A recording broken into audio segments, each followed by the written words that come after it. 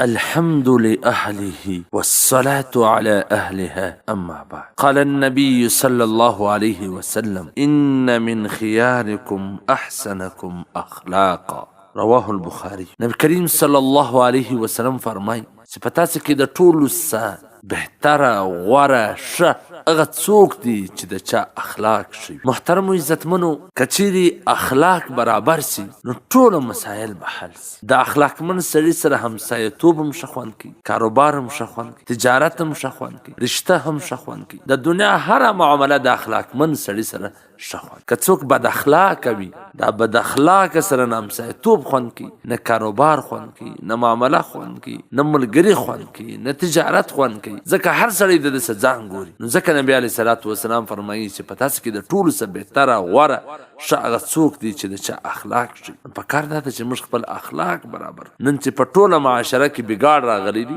نقصان راغلی دي، خرابیان راغلی دي، دا ټول زموږ د بد اخلاقي د وجې څخه. الله دې زموږ اخلاق را برابر کړي. والسلام. قدرمنو اوریدونکو، تاسو د محترم مولوي عبدالرحمن صمیم صاحب و سهارنی نبوي حدیث ته غوږ واست.